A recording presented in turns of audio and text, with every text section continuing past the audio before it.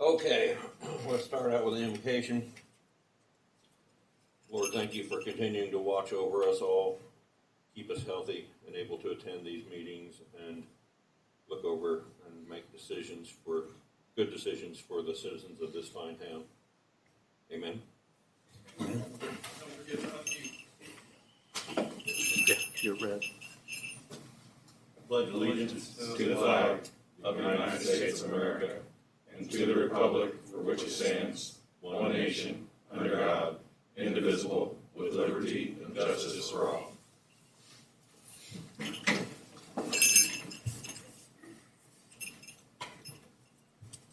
Okay.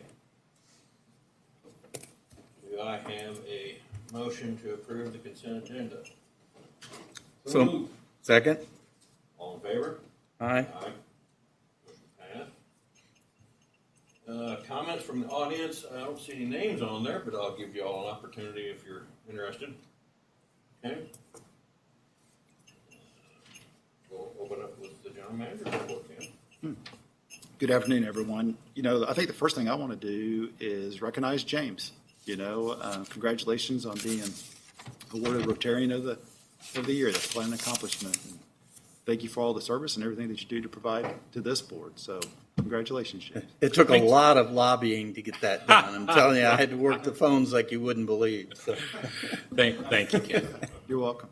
Hey, and then the other item that I'd like to start off with, we're kind of at the end of 2020, and obviously it's been a trying year for a lot of folks. And I think the one thing that's been a top priority for all of us is just the health and safety of our customers and our employees. And the one thing I was hoping to be able to report today is that we didn't have any positive cases at this time, but we actually do have one active case. But we've been fortunate throughout the year, and I think I just want to recognize our employees for wearing masks and doing the social distancing, and in some ways they're making sacrifices in their personal life to stay away from family and friends, because what they do is essential and important and necessary for us to continue to provide services to our customers. I also kind of want to recognize Beverly. She's been staying on top of all the industry trends and keeping us informed of everything that's going on, and kind of watching over and helping everybody stay compliant with all the policies and procedures we've had in place. So it's been very successful, and we recognize coming after the holidays maybe more of a challenge but we did get some information today on the vaccine and some distribution of that. So there's a lot of positive things that's coming out, and we'll see where, our workers rank as far as getting the virus and how quickly we can get a few doses of it to be able to distribute to our personnel, but all some positive things coming about. And then the other thing we want to recognize is that with the stimulus package, we may or may not be able to provide some of the CARES assistance and funding that we were able to secure for the customers. And we really want to thank the county commissioners for allocating us some money that actually went directly to the benefit of our customers. And I think the first thing I want to do is Emily's kind of coming in remotely and just kind of update the board on all the initiatives we've got going on to serve the customers and payment arrangements and kiosk and delinquencies and accounts and how we're working with the customers in these trying times, and give you guys a little bit of an update on our current policies and procedures and updates. And Matthew's done a great job. I guess the one thing I was wanting to talk a little bit about is every board meeting's been a little bit different, with mask, no mask, doing things remotely. And each time I think we're making it a little bit better and a little bit better. And this go around, obviously we've got Teams and some other things where we can interact with folks here and remote, and it's working well. And he's worked really hard over the last month to get us to this position. And so with that being said, we're going to kind of let Emily come in and do her presentation and give us an update on customer services and operations and what's all going on that front. So. Hello. Morning or afternoon. Sorry, I'm having a little bit of glitchiness on my end, so hopefully this will go through okay.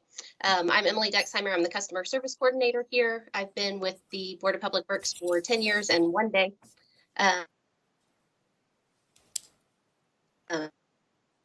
Efforts that we've been making.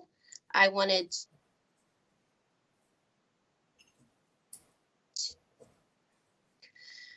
so when I'm talking about a disconnection right now, it has to do with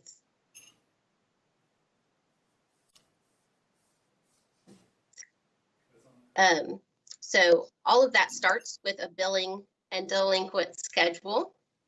So our bills are processed and mailed out, and then 17 days later, utility bills become due.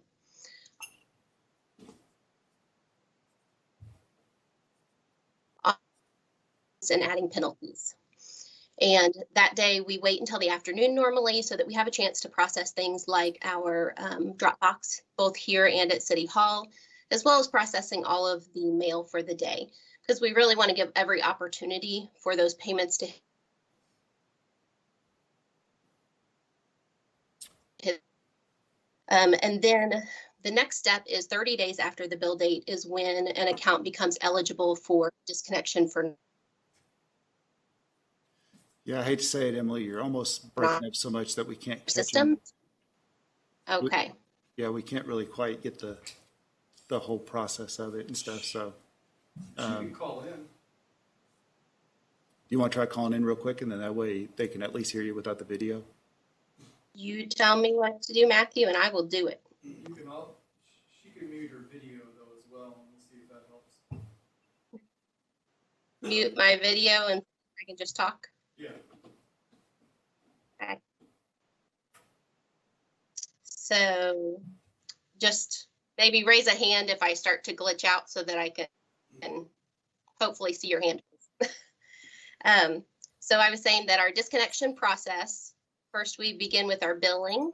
17 days later, accounts become delinquent, and then 30 days after the billing cycle is when it becomes eligible for disconnect. So at that point, our customer service team runs a report and identifies anyone who would be on and sort of looks through that, and they look at each account to look for what does that credit history look, is there payment assistance or and from then we go on with that process. We also have what's called an extreme weather clause within that policy. So that just states that if the National Weather Service predicts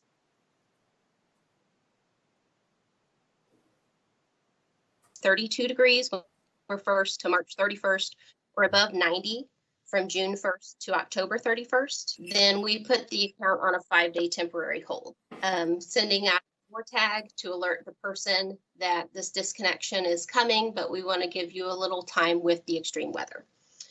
So that's sort of that normal process. As we all know, normal has gone a little out the window this year. So we've made some changes and adapted to our situation. Just so that you know, as far as penalties and late fees go, when I looked back at 2019, we had 1,600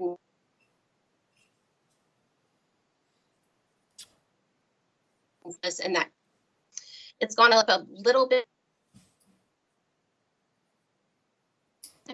per month. And then each month on average, we have about 500 people who become eligible for cutoff. And then really truly through the efforts of our customer service team, the average for disconnects per month has been 94 of those. So out of 500, approximately 94 people get to the point where their services are actually interrupted. So back in March, mid-March, we started to change and suspend this normal process that we have.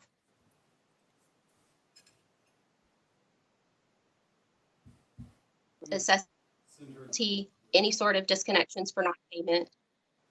I tell you what, Emily, why don't you just wait a second, and then we're going to try one more time and have you call in, because it's still kind of every other word. So we'll try one more thing, and then if not, I'll just kind of give them a little bit of an update on the initiatives and go from there. So I think Matthew will send you the call in and kind of see if that doesn't work. So if you can hear me now, I'll just sort of start with where we were in March. March, we suspended our normal processes. We were sending out delinquent notices, but we were not assessing any sort of penalty, nor doing any disconnections for non-payment, or sending anyone to collections. I was asked multiple times, well, why do you send out a notice if you're not actually disconnecting someone? And there were a couple of reasons for that. One was for our own knowledge and tracking purposes. And the other big thing is a lot of utility assistance programs, customers need that delinquent notice to apply for. So we wanted them to have the items that they needed to continue to seek out assistance. In March, we were also able to start offering online utility signups. We had been working with that program to get the process up and going for about 6 to 9 months beforehand. And thankfully, we were just in time, we were close enough that we were able to really push forward and push that out. Then in May, as Ken alluded to, we were able to put 2 payment kiosks into operation. One is at the main office there, and the other is at City Hall. So about 2/3 of the payments are made at the BPW location, and it's about 50-50 per month of whether it's done during normal business hours or after hours. So people are really utilizing it all throughout the day, which has been great. We've continued, of course, to offer our online and app payments, 24/7 phone payments, the drop box at City. So in that, since June, we've created 431 payment arrangements. So when I look at that, that's 431 families who were able to keep utility service active and on in their homes or in their businesses. And that, to me, is the way I like to look at it, just to see the humanity in it. The other thing that I referenced that was a big push in people still being able to have utility service is our payment assistance program. We have great partnerships with different community agencies who help with that. So we really do try to reach out and connect people with what they might be eligible for. So to kind of give you a baseline, in 2019, we received 758 pledges for assistance. So 758 accounts received assistance for a little over $135,000 worth of funding. So in 2020 so far, we've received 2,133 pledges, and it's almost $305,000. So those numbers have more than doubled since the last year. And that need we've definitely seen in our community. There's a couple of factors that have allowed that to happen. One is Northeast Community Action Coalition, NECAC, has a few different programs. Their summer assistance program, they were able to up the funding. It normally caps out at $300. It was increased to $600 this year. They also extended that program out until the end of October, and it normally ends about a month before that. The other big item is a team at the Board of Public Works was able to request CARES Act funding from both Marion and Rawls County. We partnered with Douglas once we were given that funding to create a utility assistance program that was a little more unique. It wasn't just income-based, but solely based on a negative impact from COVID-19. So that also allowed more people to get funding that maybe normally wouldn't. We've experienced people who are navigating the system. Maybe they've had difficulty paying before, but not to this extent. Or maybe they've never had difficulty paying a utility bill, and this is their first time.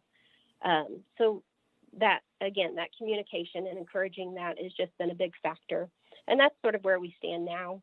We continue to try to work with people to put payment arrangements on their account and match them with utility assistance programs and get them in contact with them, and just to communicate with our customers and find out what's going on so that we can provide that utility service, because that's really what we're in the business of, is providing utility service, not disconnecting utility service.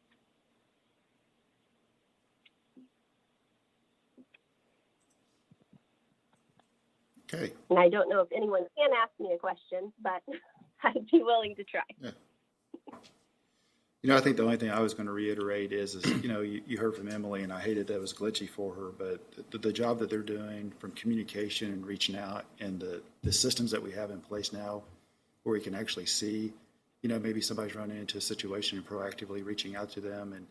and then interfacing with them to help to get the assistance that they need either through NECAC or through Douglas or even through churches has been a really, really big benefit this year, almost to the point that the delinquencies and some of the cutoff notices are even below normal compared to other years and stuff. So you heard about the funding and some of that. So even though it's been a trying, difficult year, and we recognize that for our customers, there's just been a lot of really good things that's been going on within the community in a proactive partnership manner to try to help those customers to stay current on their bills and stuff. So if you guys have any questions on that, Emily can answer any of them. But really, those are some of the things we were really wanting to highlight to the board is going into this point, we were really concerned on delinquencies and cutoffs and bad debts. And really, now that we're almost 6-8 months into this, we're kind of seeing some normal trends, if not some better improvements, just because of the outreach of the community and the communications that went with that. So It was interesting.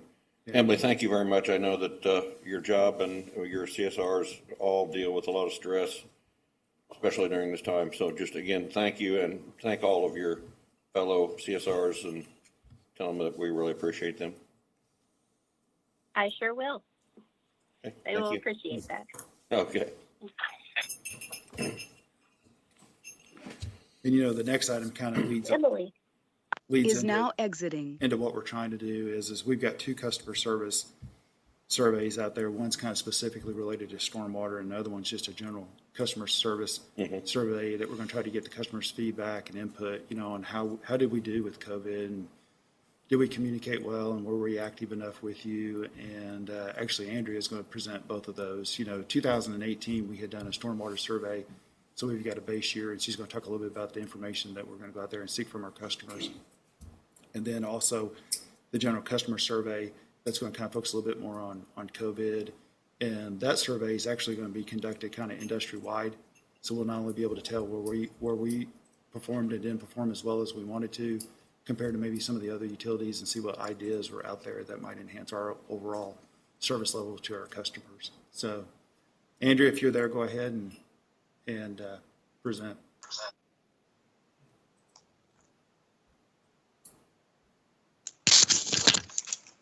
Hi, good afternoon. Hi. Hi, yes, as Ken said, we do have 2 surveys out right now. The first is our stormwater quality survey. This actually is a survey that is a duplicate survey. We did the exact same survey in 2018. It is primarily just focused on stormwater quality.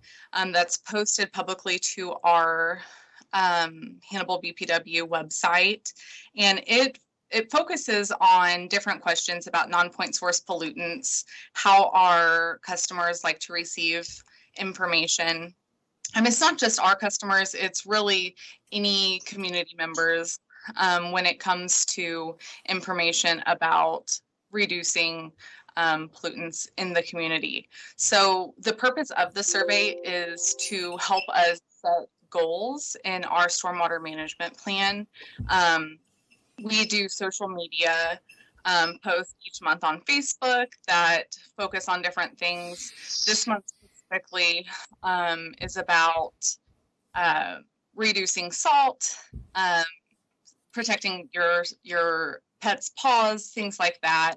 And that's ultimately where some of this comes from, is what is our community interested in, so that we can share that information. We will compare the results from this survey. It comes down on December 31st. We'll compare results from this survey from this compared to 2018, so that when our next permit cycle starts in 2021, we'll evaluate different things that we're doing and set goals moving forward, and how we're educating the public as far as our stormwater education moving forward. And now the second survey, I actually prepared a little bit more. I wasn't planning on talking too much about the stormwater survey. We'll touch more on that moving forward after we get the results and Matt and I have time to sit down and actually set goals moving forward when we know what our social media is going to look like as we move into the next permit cycle and different press releases and our educational initiatives moving into the next permit cycle that runs from 2021 through 2026. We'll share more information as decisions are made in that regards. This next survey, it is actually a digital customer satisfaction survey that's going to go out on January 4th. And so it kind of continues with the theme of what we were talking about earlier, that we are kind of living in these unprecedented times, and we want to assure our Hbpw customers that we are committed to providing them with safe, reliable utility services. And so Ken has highlighted to you guys really since last March, the proactive approach that we've changed in our customer service department in reaching out to our customers so that we can keep them, keep their power on, keep their water running, and really keep their vital utility services on, regardless of what it takes, and keep them connected with the resources that they need. So, you know what we've been doing, and we've been doing our best to communicate with our customers, but ultimately what's vital in assuring our customers that we're meeting their needs, and really for our understanding that we're meeting our customer needs, is customer feedback. And really the best way of receiving customer feedback is through a survey. So we're very fortunate that Great Blue Research has actually offered to work with us. Ken alluded earlier that this is a nationwide survey. So there are some questions that have been catered specifically for Hannibal, but this is kind of an industry-wide survey for utilities to kind of measure how we are doing as far as our response to the COVID-19 pandemic, our customer service, field service, and then kind of help us set specific Hbpw utility priorities moving forward. So I'll actually pull up the survey here and share with you some of the questions to give you an idea. It's just a short survey, 22 questions that it'll take 2 to 3 minutes to take. So the first few questions are qualifying questions, assuring that they are Hbpw customers. And then it goes into overall customer satisfaction. Overall, how satisfied are you with the Hbpw? And then it asks specifically, have you had an interaction with your utilities customer service department? If you have, it asks the satisfaction of the service that was provided. And then if you've had specifically any interaction with a field service representative and your satisfaction with that experience. Question number 9 will be really useful as far as information that how customers prefer to receive specific communications from the Hbpw. So it gives multiple options, but it allows for one answer. So even though you may prefer multiple options here, this is going to show us how most of our customers seek out information from us. Questions 10 and 11 were questions that we worked with them specifically. Number 10 is, when thinking about Hbpw's electric objectives and initiatives for the next 5 years, what do you think their number 1 priority or area of focus should be? Gives options for them to let us know what they believe our main focus should be. And then number 11 is, when thinking about Hbpw's water objectives and initiatives for the next 5 years, what do you think the top 3 priorities emphasized the most? And we have multiple options in regards to drinking water, sanitary sewer service, and then stormwater as well. So this is an important question with many important water initiatives up and coming. We want to see what our customers, what they believe our main water objectives need to be. And then, of course, number 12 is just anything that we haven't listed. We want to know what's on their minds. This gives them the opportunity to let us know.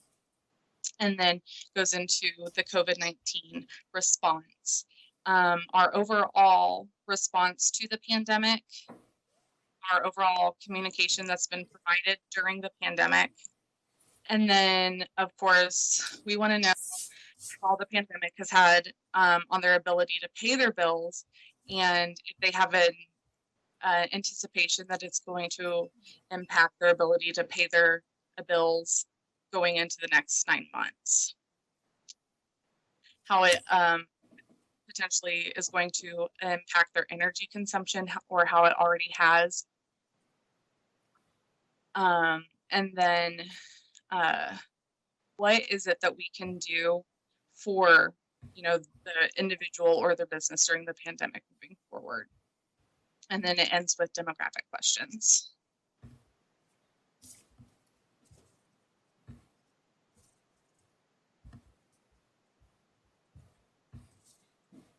Thank you, Andrew. You're welcome. Did you guys have any specific questions on the survey? Doesn't look like it. Okay. It's going to be a digital survey available on our website and on social media. It is only available for a specific IP address one time. So if a customer accesses it from their cell phone, they'll only have access to it on that cell phone one time. Okay. Okay? Yeah, thank you for your hard work on this, Andrew. Thanks, Andrew. Have a good night. Yeah, thank you.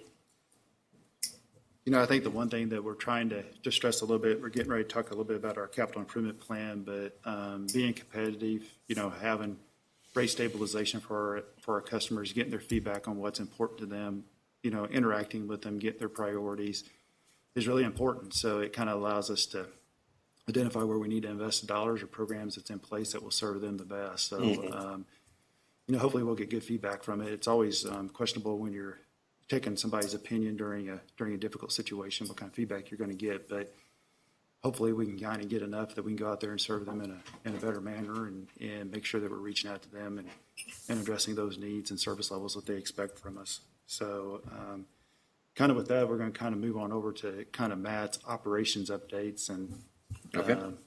You can go through some of the projects, which really some of the stormwater projects are going really well and kind of getting wrapped up here before the end of the calendar year. So. All right, we're going to start off with the water project. Again, we got the GEC project complete. We're working with the engineering firm just to verify the life of the media that we've got in there. We've got a couple vessels we think we're ready to change out. We're just looking at all the parameters and working with the chief operator and determining when the best time to go ahead with that change out is. One thing on the sewer side of things we'll be working on is we've got to provide a yearly report to DNR regarding our SSO, or constructed SSO that's located down by the stormwater pumping pond. We owe them a report every January, so we'll be working with the engineer to provide information that we've done up until this point. And we had started a conversation with DNR here about 16 months ago or so about not removing that SSO or that constructed SSO in the event that we had a high river for a prolonged period of time. It's better that it be discharged through that manhole than back up in people's basements. So this, we're just providing them that additional information, and hopefully they say we don't have to remove it, but we can just not operate it unless it's an extreme weather event. On the stormwater side of things, you'll see here on page 2 of the report some pictures taken of Martin Street. Progress has been made rather well on that project. They've got the complete storm sewer installed. They've also completed and done all the tie-ins of the sanitary sewer. Now they're starting on connecting the water main back closer to Fulton Avenue and bringing it up to Ann Street. So hopefully they'll be complete with that here within the next week or so. And then paving, maybe some concrete work will be done this winter, but paving will be delayed until probably late March, early April. So with all the, I mean, you can see how bad the streets tore up with all this construction going on. They've been able to work with the homeowners and property owners and allow them access, before and after their working hours, and work with them on access should they need it during the middle part of the day. So that being said, we haven't had many complaints. Some of the complaints that we've had have been the traffic that it's created on some of the side streets as people avoid Martin Street. So,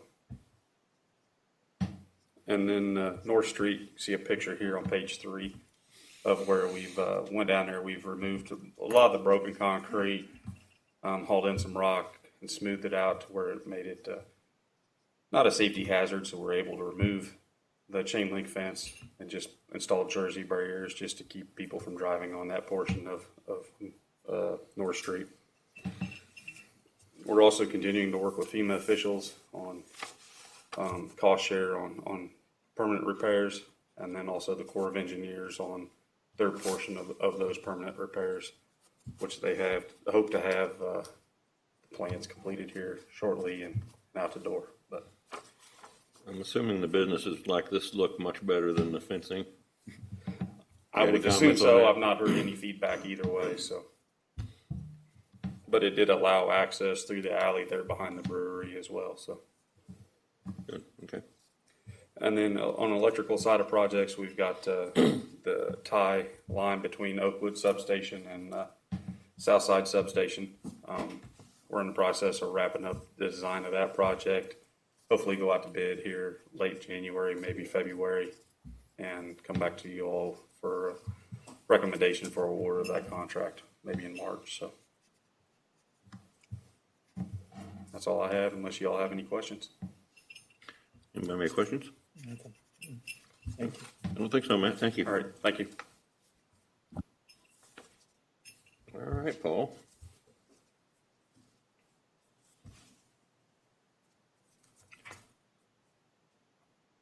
Okay, good afternoon, members of the board, general counsel. Merry Christmas, everyone. Same to you and your family. Thank you. All of you, for that matter. So financial report for November 2020. So we'll start off here with the balance sheet. So cash did increase by a little over $1 million. That's primarily due to a healthy month this month, which we'll get into a little bit later. Payables also increased some in November. Utility-wide, total assets were about a percentage point more than a month ago and about 2.6% higher than a year ago. So getting down now into the income statements, like we always do, we'll compare the current month of November, actual compared to the budget. So like I said, November was a much better month financially. The utility-wide net income was about $382,000 more than budgeted. Really, this was due to significantly lower than budgeted operating expenses in all 3 funds. You can see the percentages there. These savings really made up for lower than budgeted operating revenues in both the electric and water funds. And really what happened there is that we had several employees that were out that were due to COVID during the month, and so we really just purchased only what was absolutely needed to get by, and so that allowed our expenses to come in quite a bit lower than what was budgeted for. So next page on down there is the current month compared to the same month last year, 2019. Again, utility-wide net income was up about $185,000 more than the same month a year ago. We did see worse results in the electric fund, but again, these were offset by the significantly improved results in both the water and sewer funds. Again, the primary factor for that was lower than budgeted operating expenses. Just a statistic there of note, kilowatt hour sales in the electric fund were down about 4.1% from the same month a year ago. So not drastically, but a little bit. Getting on down now to year-to-date actual compared to budget. So we're 5 months into our new fiscal year now. And overall, utility-wide net income is about 5% more than budgeted, so $91,000. Same thing there, lower than budgeted operating expenses are leading that favorable variance. So operating revenues are still down a little bit, but again, those are being offset by the lower expenses. So last year at this time, we had about 107 million kilowatt hour sales, and this year we're just over 100 million. So still down there a little bit in the electric fund. So last one on there for income statement is year-to-date actual compared to the same month last year. So we're almost halfway into our new fiscal year, and overall net income is about 7% more than the same time period a year ago.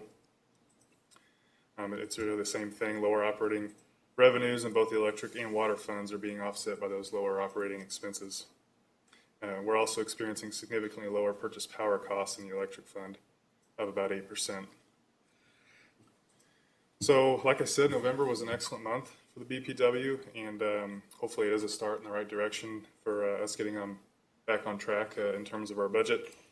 Continue to keep in mind that we operate amidst a pandemic, and really the weather was a little bit more unpredictable for November, so that did contribute to revenues a little bit closer to budget.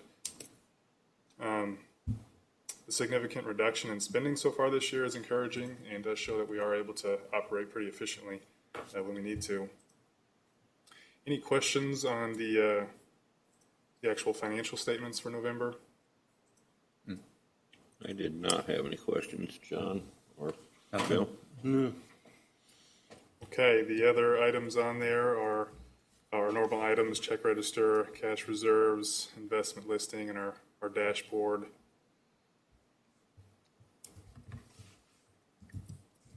Paul, Yes. I saw an expenditure for $27,000 and change for lighting to be purchased for the Minnow Creek area. Is that something that's standard in a subdivision development that the BPW would spend that, and was that kind of in the development agreement?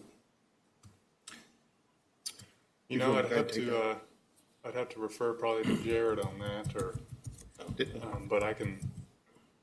That's one thing we look at. Most of the time, the agreements that were made for Minnow Creek and Oak Springs and all of them was developer installed, but then we provide the electric materials. Okay. So that's what was agreed to. Industries. One other thing I'll note with the audit, the auditors did have 2 management recommendations pertaining specifically to the BPW. These were identified as opportunities for strengthening internal control and operating efficiency. Very normal for auditors to have these types of recommendations, especially as first-year auditors. So it's good for noting items to work on. The first one was accounting adjustments. It was noted that some billing adjustments are not reviewed and or the review is not documented. That was pertaining specifically to the billing department. Second one is password policy.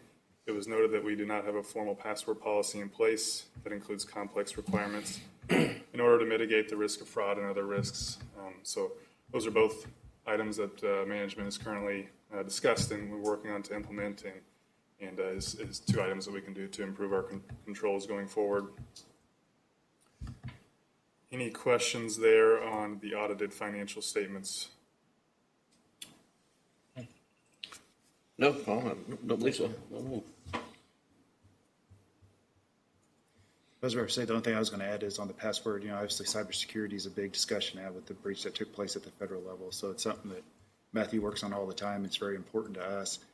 And then we've actually was fortunate enough, NISC is going to be here in January, or actually remotely, because they're still not, working in the office yet, but we're still kind of going through all of our systems and making sure the controls, and we're fully utilizing those systems and kind of going through those. So that'll be beneficial. So each module pretty much that we're utilizing through NISC, we're going to kind of go through and get educated on and see where we can make some improvements or changes that's necessary. So, Matt, what was your thoughts on Matthew on the password changing? That's something you've given much thought to yet? Yeah, we have actually. We've actually gone through and done a lot of password complexity prior to this. However, it's never been formally documented to say you need to do this and we're doing it every 90, 120 days, so on and so forth. So I'm also working on an update to our policy concerning major disaster recovery from a data level as well. Okay, So 2 of those things that are on the docket. good, cool. Thank you. Anybody else have anything else? Okay. Thank you, Paul. Thank you. Now, are you're staying up for the, I do believe I am. okay. Yes. Yes, you are, aren't you? All right. Only item of new business this month is our 5-year capital plan, a draft, 5-year capital plan draft. So the 5-year capital plan, as you might know, is required to be submitted to the City of Hannibal Planning and Zoning Commission by January 31st.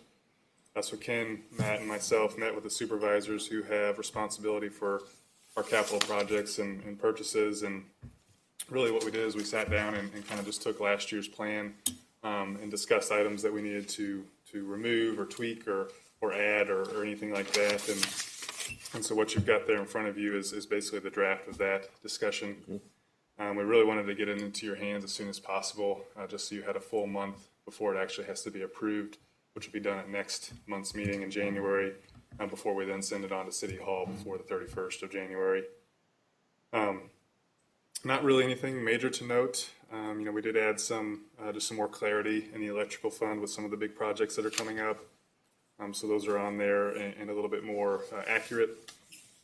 But other than that, there weren't really any major changes from last year's plan. So really, I'll entertain any questions at this time. Otherwise, you can sit on it for a month and look it over some more, and then we can discuss it between now and then before we actually officially approve it. I certainly would like to discuss it some more between now and next month, but one of the curiosity questions I had was how old is our Scada equipment? The existing system that we have now was installed in 2004. That includes PLC devices that are used to control equipment in the field, as well as the radio network. Since that time, we've gone through periodic updates for server equipment. We've gone through updates when it comes to end hardware to stay current with that. However, we've reached a point to where some of our older radios that we are using, I think Jared has those in the 5-year plan for next fiscal year, to start replacing those to get them, more up to date as well. As far as the Scada hardware itself, we've just recently gone through an update in September to migrate all of that to a virtual environment, so it's a little more flexible. We're still working through some challenges there with some historic data conversion, but it seems to be going okay and still giving us what we need. Okay. Thank you. I think the only thing I was going to add is we're actually going to be meeting with Lisa and her folks on the capital improvement plan and have a joint study session on our projects and make sure they're coordinated with their groups. And then obviously we've been meeting with Corey and, economic development, and just make sure we've got everybody's input and feedback so that each of these line items are kind of coordinated with everybody, because we don't really want to start an initiative that would have an adverse impact on anybody else, whether that's roads or whoever. So we're going to kind of do that over the next week or two. And then, like I said, for the board, if you guys want a study session as a whole, we can put it together or meet with you individually and go over any line items that you guys would like to discuss. We'll be more than happy to provide additional information on that. And because there are some pretty big initiatives that, in our opinion, will actually create some savings and dividends to the customers over the next 6-7 years. So folks have worked really hard putting together a pretty good capital improvement plan. So A study session is helpful sometimes, Right. just to get into the details. yes. I don't know how that can be done, but work through it. So does the city mandate that this gets set to them by January 30? Is there a provision to just simply do this again next year, or are revisions expected throughout the year? For the capital improvement plan, it's required to be submitted to planning and zoning by the 31st. Okay. Obviously, I'm sure they know that. I can take that. Yeah, sure. It only needs to be submitted one time a year. The intent there and why it goes to planning and zoning is responsible for the overall city plan. It's not necessarily that they've got an oversight issue for you guys. It's so that they're aware of what your plans are so that they can coordinate that with the city's overall capital plan. So it's only one time a year. Cool. Downtown event services. Is that something that we're not anticipating any events in 21, 22, or I just noticed there's a dollar amount in 22, 23. There's a lot of $0 amounts in different categories. Yeah. That would be permanent electric services down So there, once so it's when they have done. the festivals and stuff, we're not having to hang temporaries. Okay. So when it's done, at So, least for maintenance, gotcha. unless it's maintenance. Then we'd be able to turn them on remotely here when that particular event organizer paid for them, and then we could turn them off Gotcha. after the individual event. Okay, so we still have quite a few temporaries that we had been doing, and this is to Yep. make this more of a permanent fix. Okay, gotcha. Good idea. Anybody else have anything else on it? No, that makes sense. And I really do like the way the electric kiosks work down in Central Park. In case you have an event, you just go there and plug in. And things seem to work really well, and they're located around the park pretty smartly, I think. So, it allowed the Knights of Columbus to set up something without tripwires and Yeah. that sort of thing. So, yes, I thought the same too, John. All right, well, if any other questions do come up between now and then, or you do decide you want to do a workshop, we'd be more than happy to put that together. And then we'll address it again at January's meeting. I think we had done I don't think either one of you were here yet, but we had done a workshop in the past a couple of different times. Right, I know we probably for sure do one with the overall budget too, but if we want to do one as well for the capital improvement plan, we can. We'll mull it over and let you know. That sounds good. Okay. Thanks, everybody. Thank you, Paul. All right. So we've got the next line shows special reports, set date and time, January 2020 board meeting. And really, that's for the board's attention. You know, the next board meeting is January 18th, which is Martin Luther King Day. So thank it's you. the third Monday. So we wanted to bring that to the board's attention so that you guys could set a date that was acceptable to your guys' schedule. Right. So it could either be the very next Tuesday or the following Monday and stuff. So kind of associated with the capital improvement plan, we're kind of working on several contracts for your guys' approval and review. So moving it out a full week might be beneficial for staff, but we'll do whatever is best for the board. Move it forward a week or back? Back a week. Back to the end of January. Right. Okay. So That's fine. I'm fine with that, about the two of you. Is Martin Luther King Day a recognized holiday for BPW? it just recently It got is, put into yes. the statement of intent or memorandum of understanding with you. It went into the contract with the union and folks last year. Okay. Yep. Mike, any impact to the city that you'd be aware of? Or James? I don't think so. Okay. I mean, it's a holiday for the city as well. Yeah, okay. And moving it the next week, I'm going to have to come in remotely anyway on that. Would you say Monday, perhaps? Yeah, the following Monday. Following But Monday. it's totally your guys' call or whatever works for your I schedule. don't have the date. What's that date? 28th? No. It'd be 25th, 18th, yeah. Okay. So, As long as you don't have any issues doing that, Bill. I know. It's fine. Any other comments on that? Do we need to have a vote or anything on that? the only other thing I was going to bring up, February is President's Day. So if you guys want to go ahead and address Might as well February. change Might as well. Yeah. So, Do we want to do the same thing, just move it back a week? that That'd works. be great. I am fine with that for both cases. It's just this KC, it's the second one of the month, so that shouldn't make a big, no, it'd be well before it. Never mind. With any luck, we'll be out of here before that one starts. Oh, yeah. Okay. Unless we need to have a vote, I'm good with that. We'll go ahead and schedule those. I'm good with it. Comments from the city attorney? I don't have any comments. Good for you. Quick, move along, Bill. Yeah. You didn't want to hear anything out of me.